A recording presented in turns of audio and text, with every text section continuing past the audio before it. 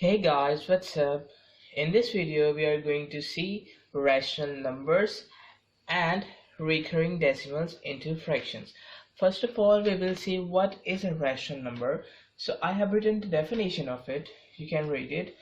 A number which can be written in the form of P over Q, and Q is equal to 0.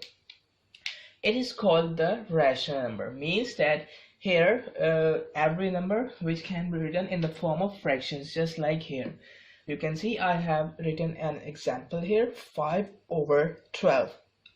So you can see that I have written this number, we can say this term as a fraction, as a form of P over Q, and here Q, which is actually the denominator. Okay, it is not equal to 0, so this is called a rational number which can be written in the form of P over Q. Okay, now I want to tell that here why I have written here Q not is equal to 0. Okay, so let me write it. If we have 5 over 0, let's say here we have 0 in the denominator. So it is rule in the mathematics that here if we have 0 in the denominator, so it will be equal to infinity. The answer will be equal to infinity. It means that we can't solve it. It cannot give us any answer. So we can say it will give an error to us. So that's why I have written that here the denominator should not be equal to 0, so that we can get a value, specific value here. Clear? So that's the thing, that here denominator is not equal to 0, and a number that can be written in the form of P over Q, means in the form of fraction. So it is the rational number. Got it? And now I have written different types of, we can say different examples of rational numbers. First of all, this is the number 7 over 15. Clear? So it's a rational number because it is obvious that here it is written in the form of P over Q. It means in fraction. So it is written in the form of fraction, so it is a rational number we have. Okay, and now why I have written here 2. Okay, it is a rational number. And why it is a rational number? Okay, so first of all, let me write here 2. Now I want to tell you that here if we have nothing in the denominator of an integer, clear, we can say here we have an integer 2. So actually here not only in integers, actually here we have 1 in the denominator. If we have nothing in the denominator, you can see here we have only 2. Here we have nothing in the denominator.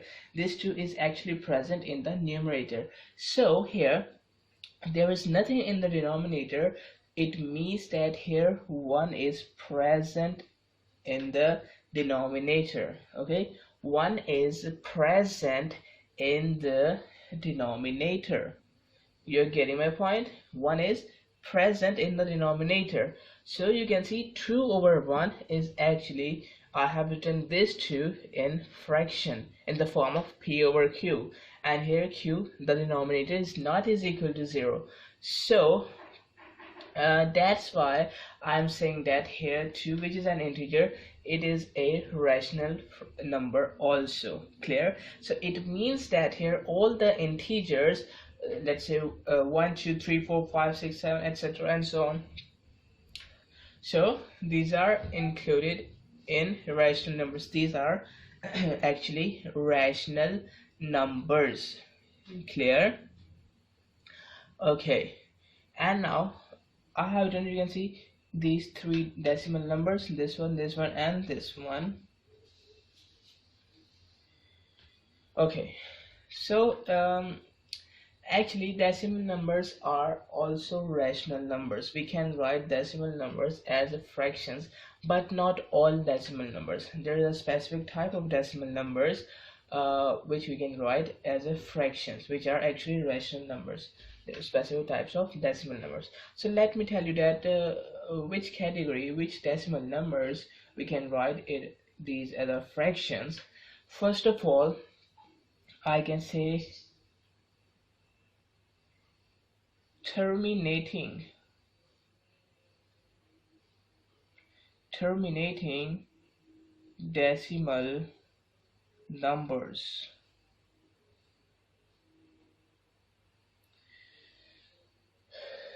Clear? Terminating decimal numbers. What does this mean? Okay, let's take this example. Here we have 0.2. Okay, so in 0.2, you can see here we have a limited numbers after decimal. We can say here we have only one number after decimal point, means countable numbers after decimal point. So actually they are limited numbers. Okay, that's what I want to say, that here we have limited numbers after that decimal point. Clear? Here we have limited numbers after that decimal point. So we can say these are actually terminating. Okay, here we have terminating decimal numbers. The decimal numbers are stopped here.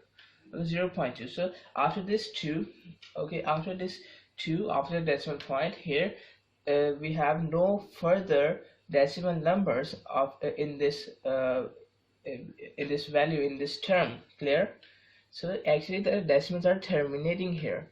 So if we have that kind of decimal numbers, so we can write these decimal numbers as a fraction. I will tell you later how we can write it, but first of all you have to understand that we can write these as a fractions. We can write these decimal numbers as fractions. Similarly here you can see this is a very large number. Okay, 0.5. Let me remove it from here and I will tell you from here. Okay, you can see 0.5470931. So this is a very large decimal number, but actually this is also a terminating number. You can see that here after 1 we have no decimal number. Here after 1 we have no decimal numbers. After it the decimal number, the decimal numbers are stopped here. Here we have nothing here. The decimal numbers are terminating here. So here we have a limited numbers of decimals. Okay, clear? So that's why it is also a decimal number. And if we have decimal number, I have said that we can write decimal numbers as fractions. Actually those decimal numbers which belongs to a terminating decimal numbers, these are rational numbers. Okay, so if you got this, let's move towards the next thing, next term. 0.654, and so on. Now in this case here the numbers are not terminating. It means that it will go on and on, and it will never stop, never ever stop. Here, so it is also a decimal number. But why it is a decimal number? Only one condition, if it is satisfies, so then we can say it is a rational number. We can write this number as a fraction. Okay, so here you can see 654, again 654, again 654, and so on. It means that here the number 654 is repeating itself. Okay, here the number 654 is repeating itself. Okay, 654, then again 654, then again 654, and if we move on, so we will have again 654, and so on. Clear? So here the decimal numbers are repeating itself. Okay, repeating and repeating. So it is called recurring decimals, which is our topic. Let me write it. So it is called recurring decimal numbers. Clear? Recurring means those decimal numbers which are going to repeat themselves. So in this we can say 0.654. Okay, this 654 is repeating itself. Clear? And if you want to write it in short, so what we can write it here, we can write it here. Actually we have to draw these two dots. It means that from here to here the value is repeating. So we can draw these dots to show that it is a recurring decimal number. Okay, from here dot and here dot, so it means that from here to here the value is repeating, the numbers are repeating itself. Got it? Or we can say here I can write as 0.5554. Let's see, so I will draw a dot here and here. It means that 5554, these four numbers are going to repeat. Okay, all right, and let's say if we have a, I will write here, okay, let's say if we have two numbers, that's 0.54, let's say, or let's say 0.12, let's say. So now I'm going to draw these two dots here. It means that here from here to here, okay, which only includes these two numbers, so these two numbers are going to repeat themselves. And if we have 0.5, if I have a dot on it, so it means that only this 5 or only one number is going to repeat itself. Okay, here two numbers, here here one number, here two numbers, here three numbers, and here four numbers are going to repeat itself. Clear? So that is called the recurring decimal number. So we can write terminating decimal numbers as a fractions and recurring decimal numbers as a fraction. Now first of all, let me show you that how to write a terminating decimal number as a fraction. Here we have 0.2, so I will go with this example. Okay, so first of all, we know that here we have 1 in the denominator. Clear? We have nothing, so here we have 1 in the denominator. Okay, now what? Okay, so we know that if we want to make equivalent fractions, I have told you what are equivalent fractions and topics related about this. So if we can say what are we doing in equivalent fractions? We just have to multiply or divide both the numerator and denominator by a same number. So here, if we want to make an equivalent fraction of it, let's say here we have a or we can say if we move this decimal number after 2.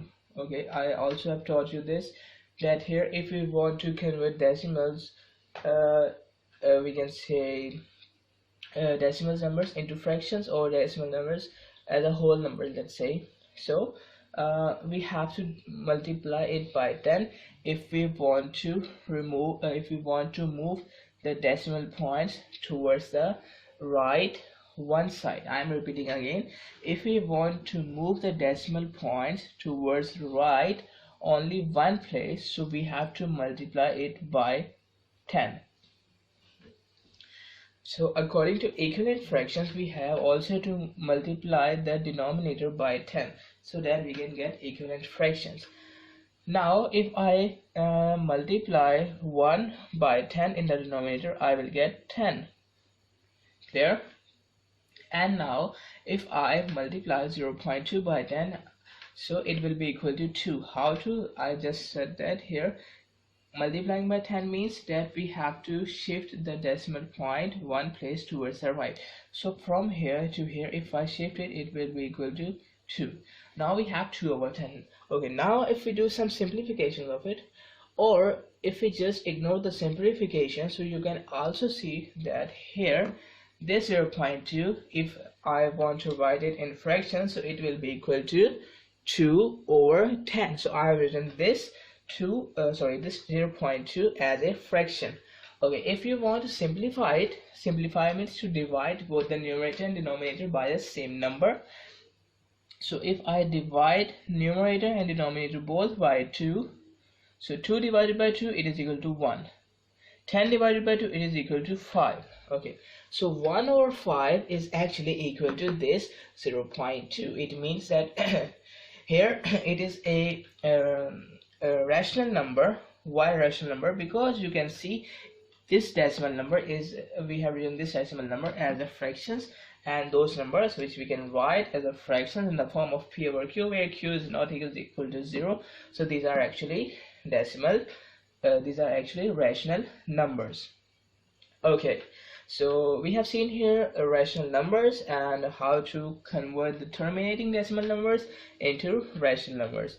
Okay, let's say if we want to shift this decimal numbers to place it towards the right, so we are going to multiply it by 100.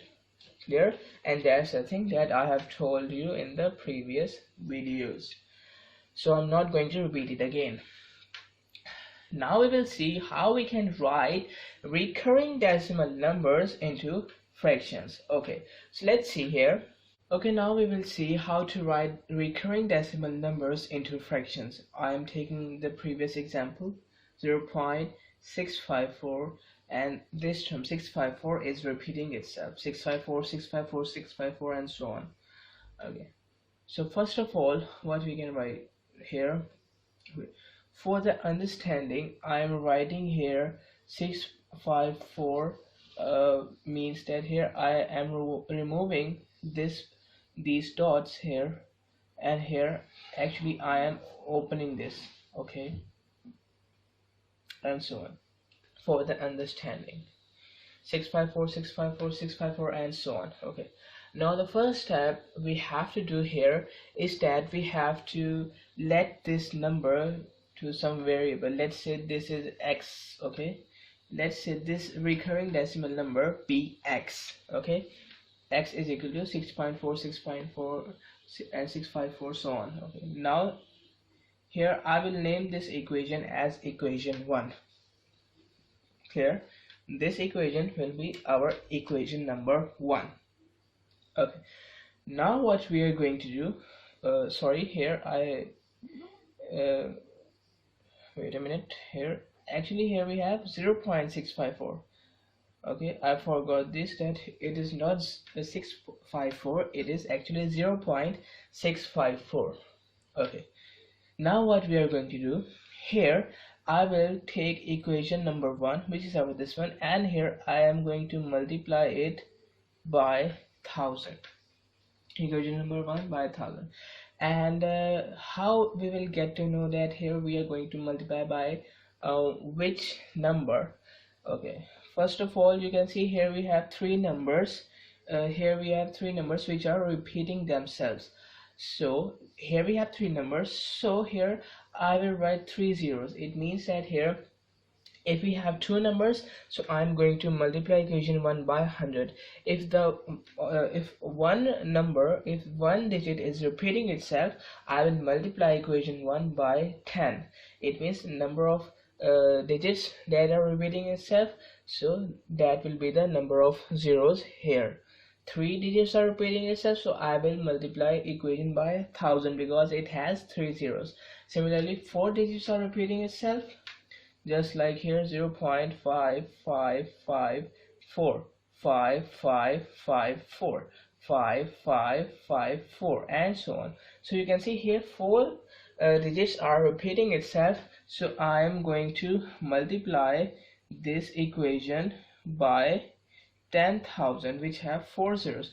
4 numbers are repeating itself, so 4 zeros we have it. Got it? And why we are multiplying it by multiple of 10? These are actually multiples of 10. So why we are doing it? Because I have said that if we want to shift decimal numbers towards the right, we have to multiply a number by 10. If we want to shift it by only one place, you can see here we have we can say a pair of 3 numbers, and here we have a pair of 4 numbers.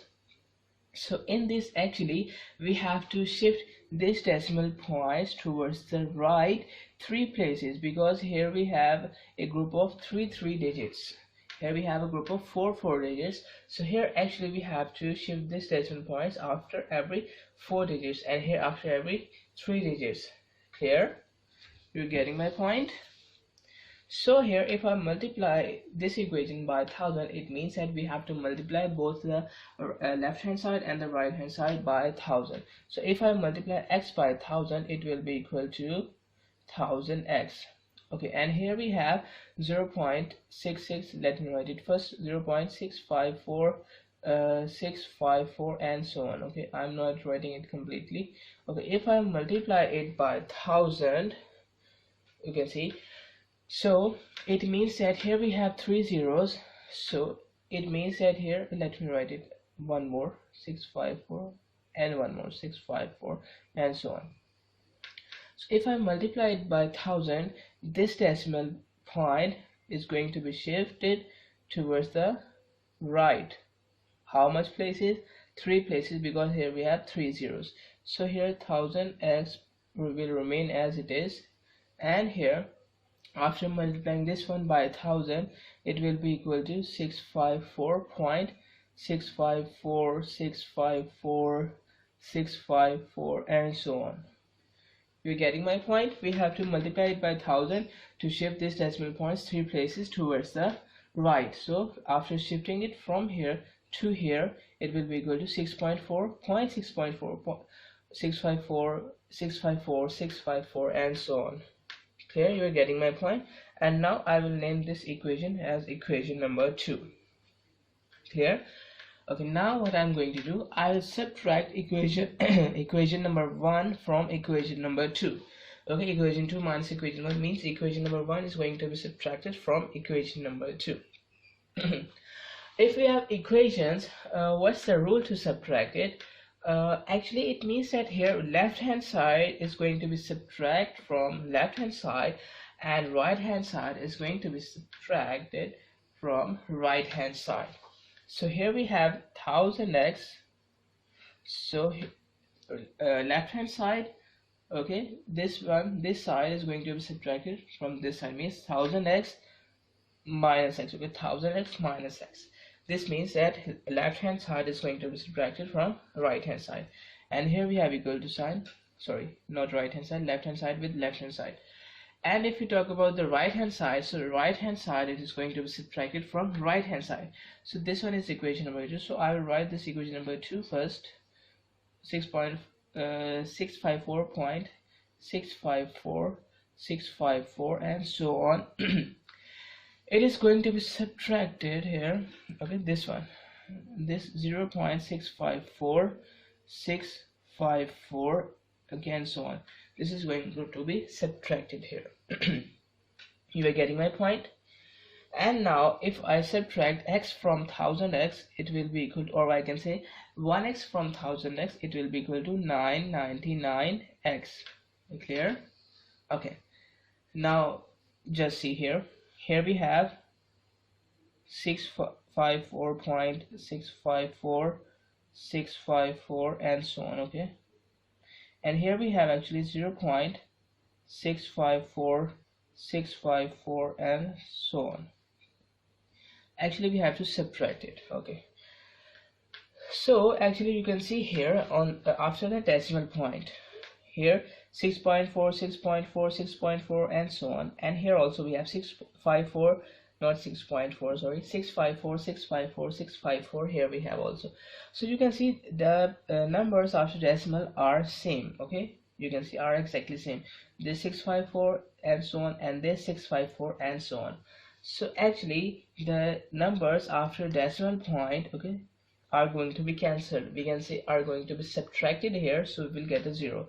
Means that if I subtract 654 and so on by 654 and so on, so here I can say here I will get a 0, because 654 minus 654, it is equal to 0.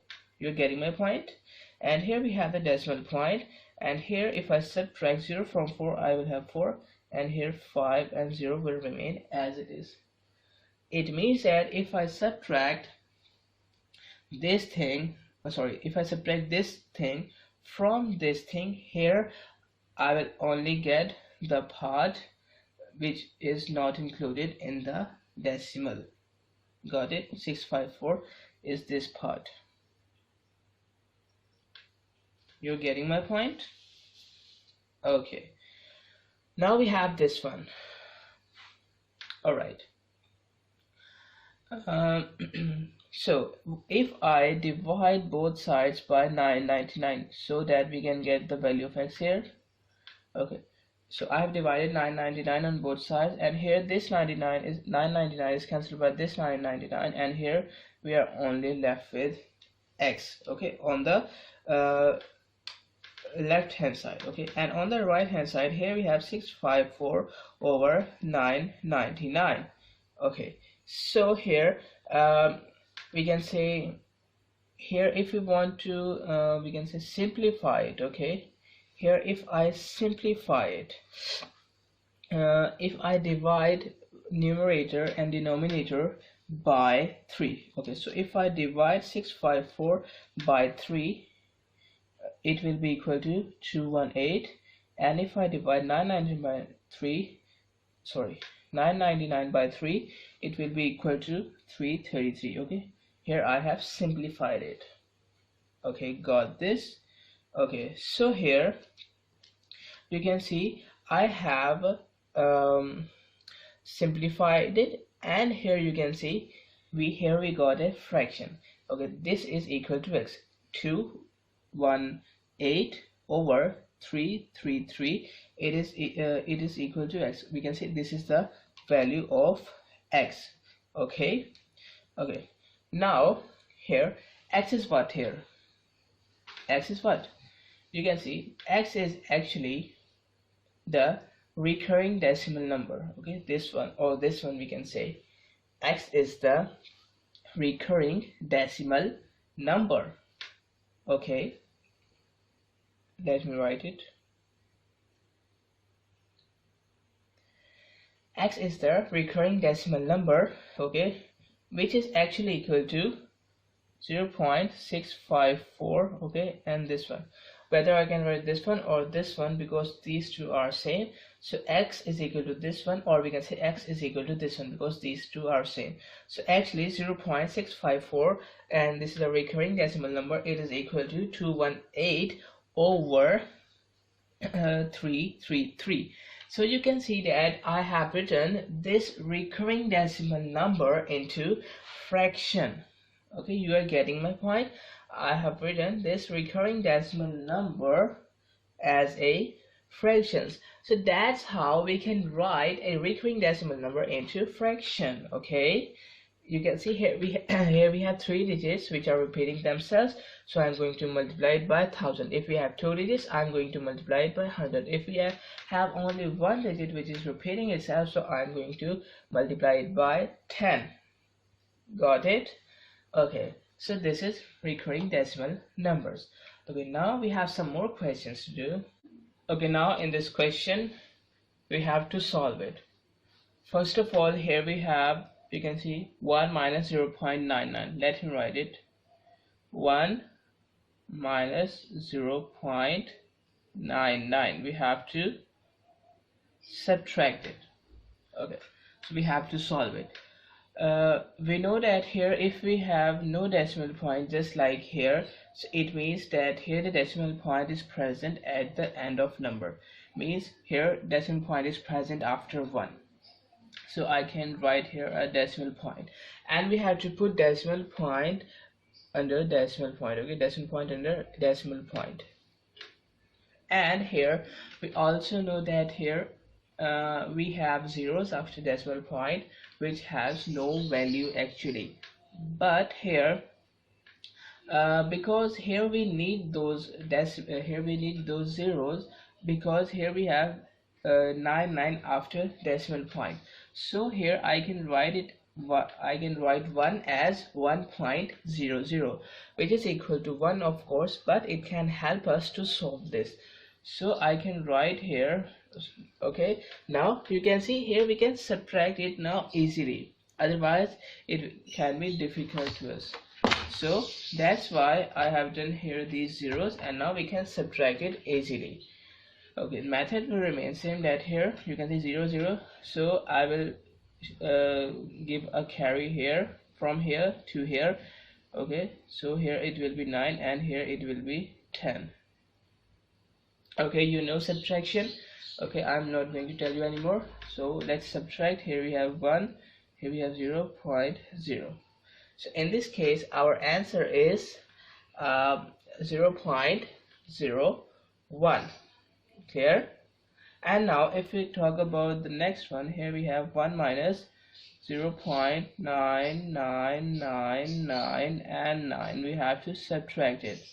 Similarly, here decimal point is present here, and if we have nothing after decimal point, so we will consider here zeros. And why we are considering here zeros? Because we can solve it easily.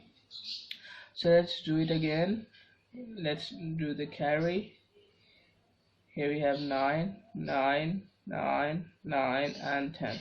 So let's solve it. 1 0 0 0 0 0.0. Okay, so in this case here our solution, our answer is equal to 0.00001, and here we have 0.01.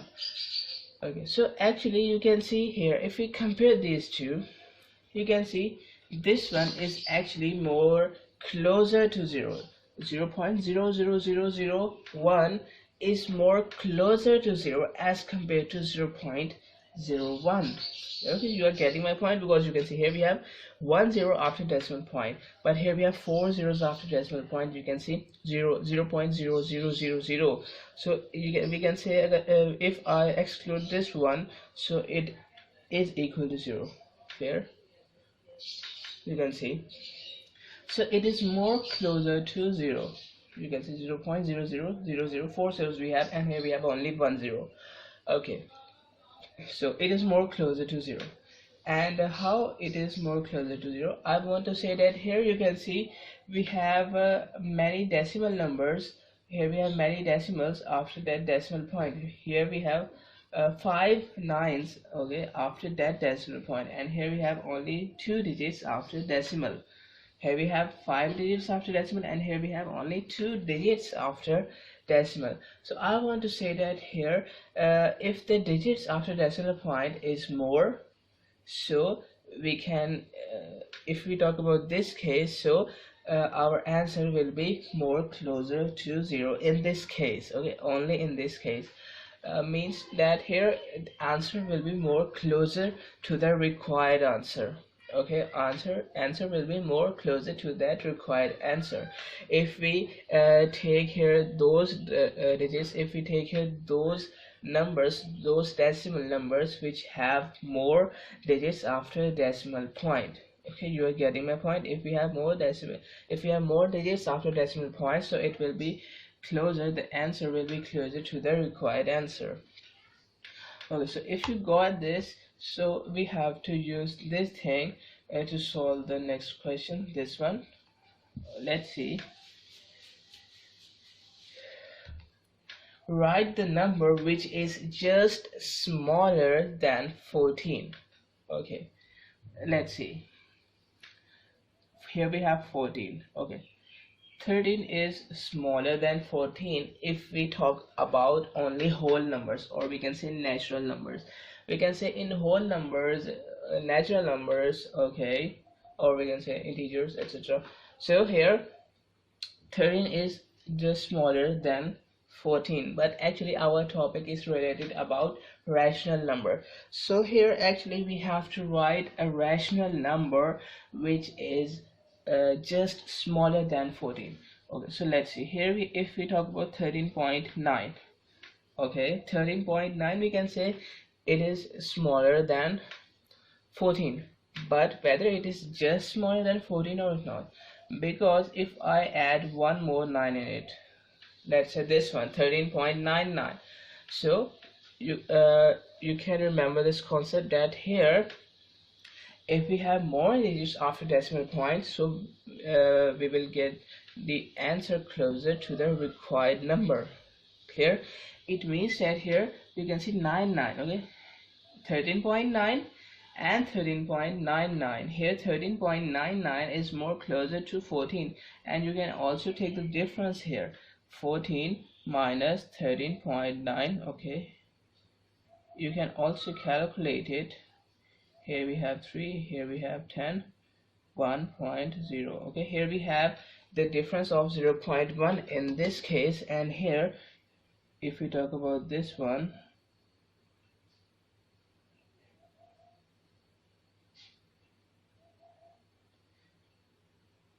here we have 1 0, here we have a difference of 0.01.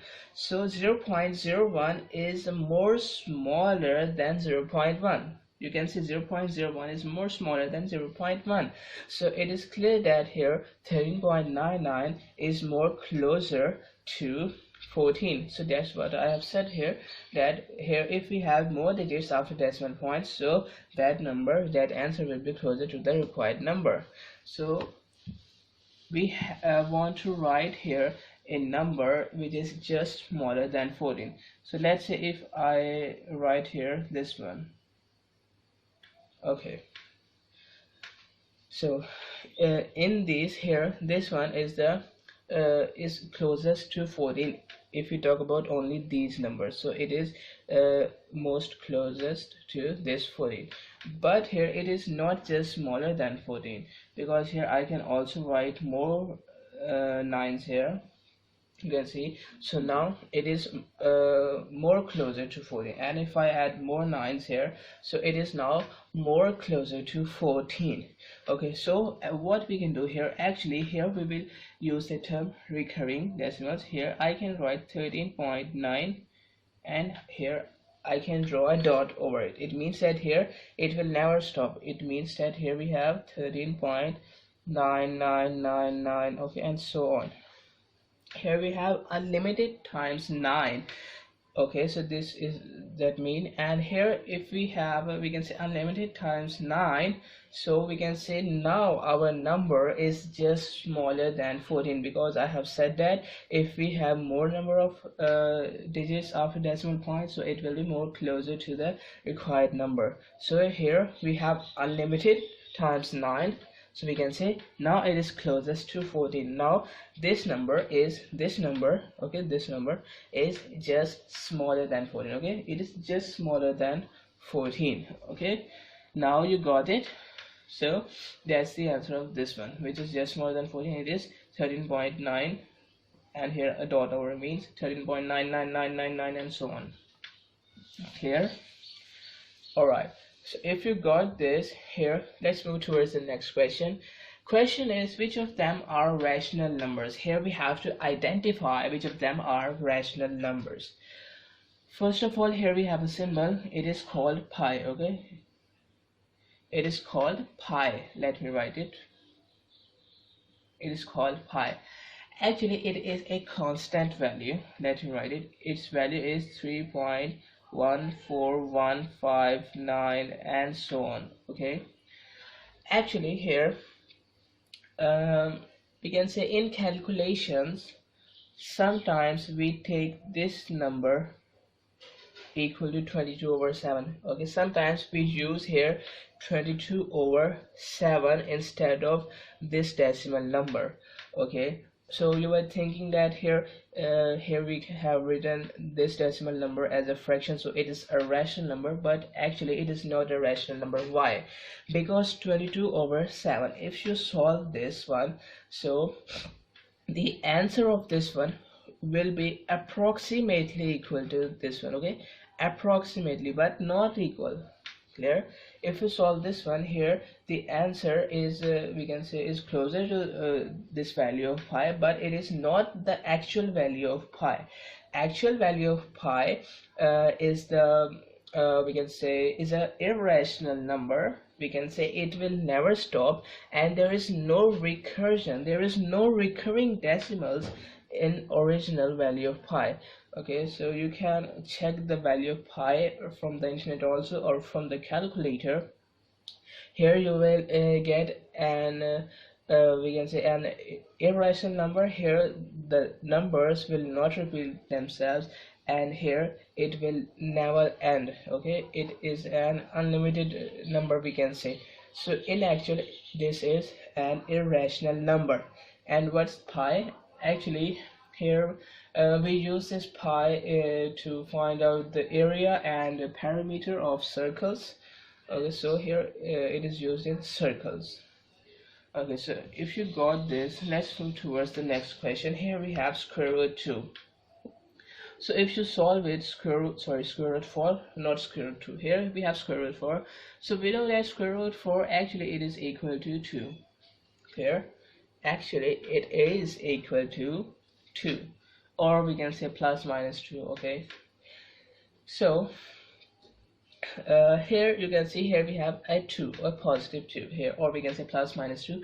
So we know that whole numbers, okay, whole numbers are always rational numbers, because here we have 1 in the denominator.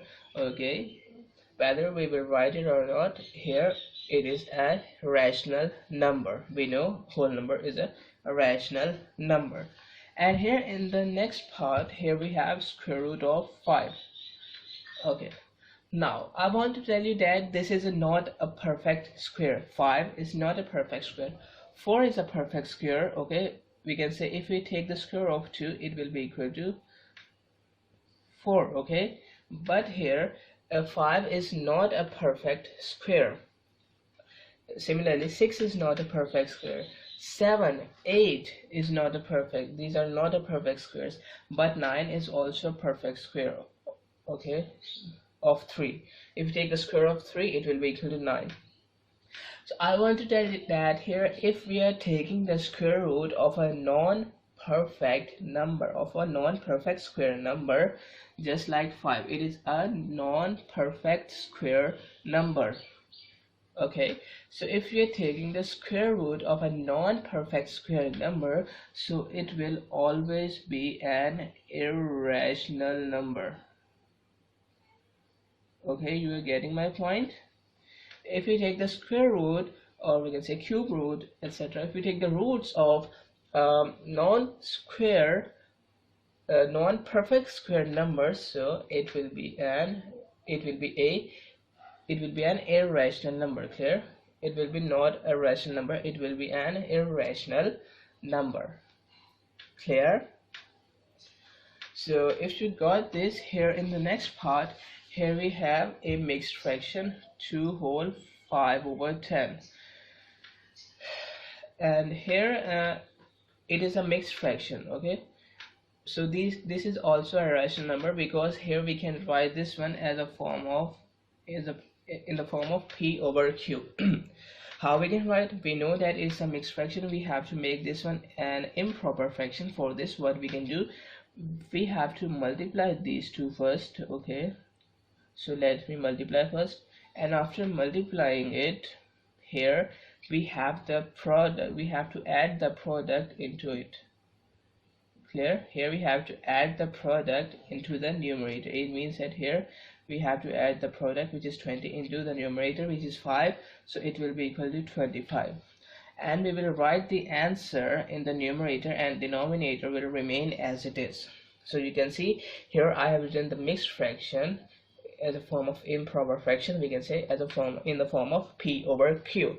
So I have done this one in the form of p over q. So this is also a rational number, and you can also simplify it by dividing both the numerator and denominator by 5. Here it will be equal to 5 over 2. Clear? So you can see this, that here we have a rational number. Clear? Alright, so in our next question, here it is said that we have to find a number in the interval -2 and 5. It means that here we have to find a number x. Here we have to find a number x such that x is greater than -2 but less than +5. Clear? So we have to find a number x in this range, which is greater than -2 but less than +5. Okay, so here the conditions are also given to us.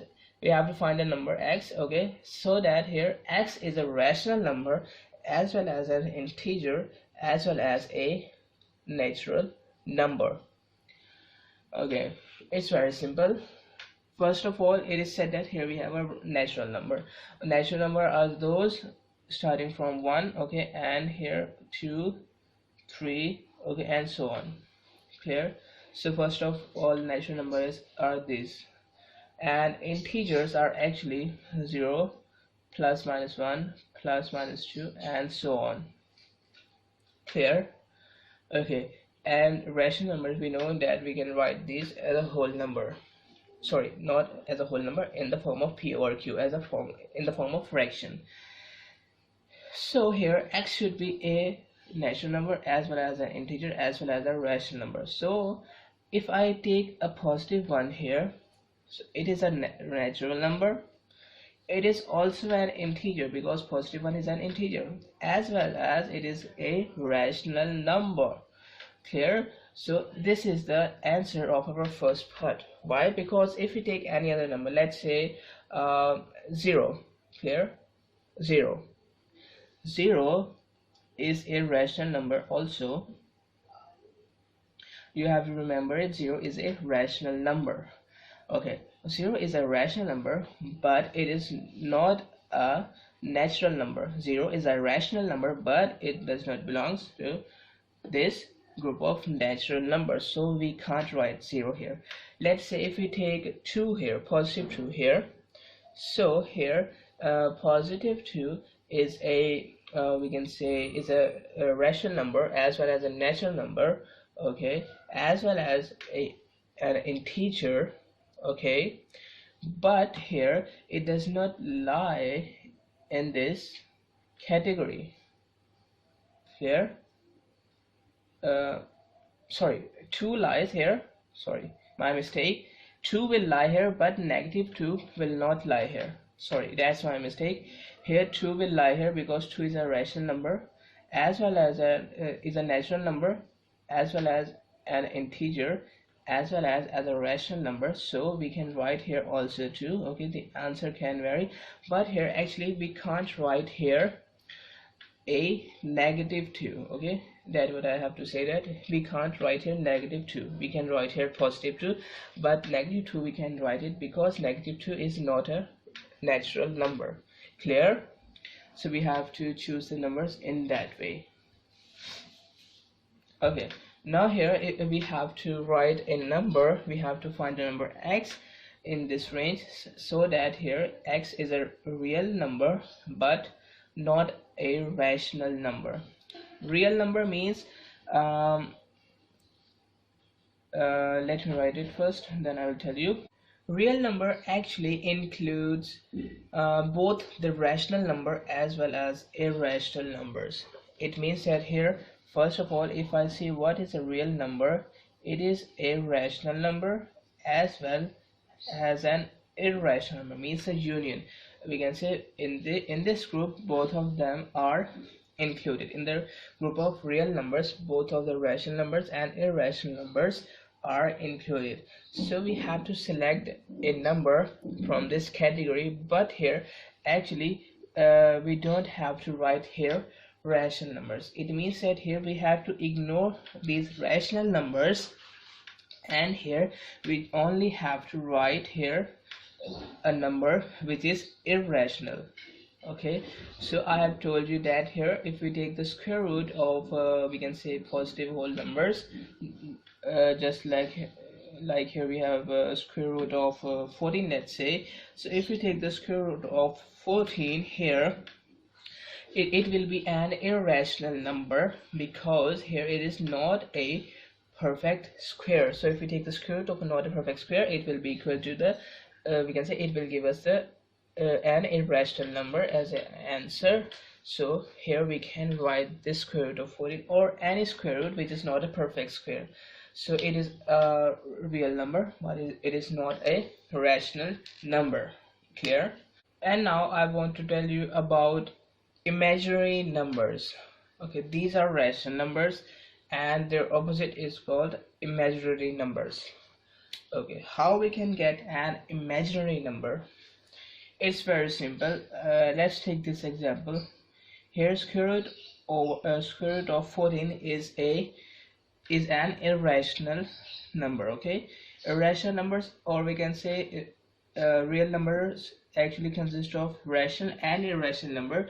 So I can say that this square root of 14 is a real number.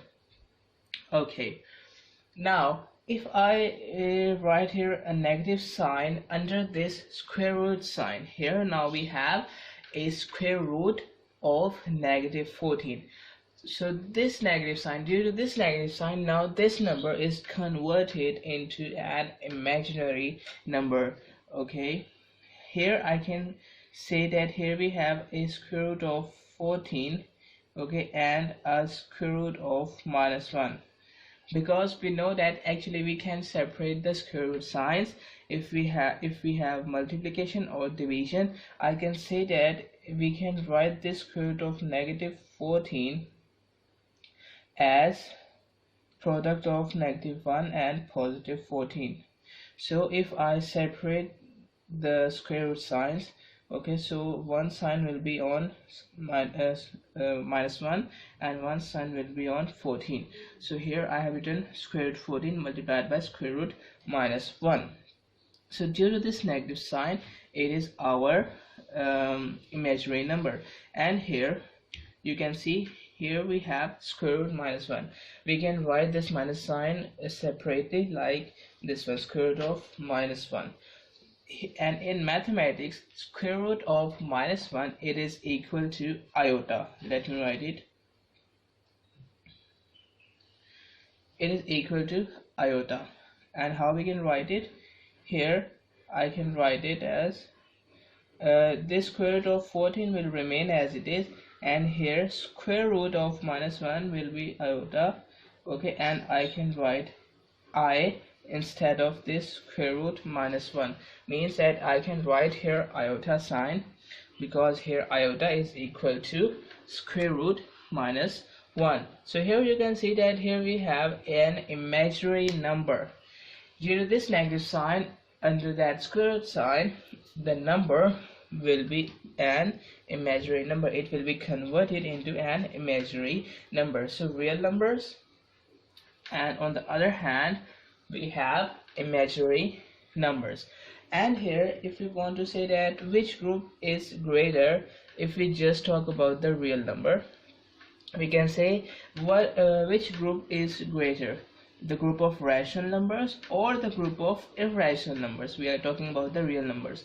So which group is greater here, the group of rational numbers or the group of irrational numbers? Okay, actually these both are infinity. We know that here the numbers can't stop. These are both, the groups are infinity. But here we can say let's say here we have 4/9. Let's say it is a rational number we have. And let's talk about an irrational number. Here we have 0.5732 and so on. Let's say so it is an irrational number and it is a rational number. Okay. So here actually I want to say that here I can convert this fraction as a decimal number, okay, and here, but actually here this number can't be converted into fractions. I want to say that here actually this group, the rational number group, is smaller than irrational number, because here we can say that the numbers also can repeat themselves, or we can say here the numbers are less than that as compared to the group of irrational numbers. Okay, there is we can say not a solid reason, but here we can say that here the numbers can repeat itself, or we can say that here we can convert the decimals into numbers, or we can say numbers into decimals, etc. Or we can say here it is very easy to make an irrational number. We can say clear, here it is very easy to make an irrational number. So sometimes a rational number may be difficult to make here. So there are many small reasons that we can say that the group of irrational number is greater as compared to the group of rational numbers. Okay, so from my side, that's it for this video: rational numbers and recurring decimals into fractions. Access the entire Mathematics Demystified course at learneasy.us.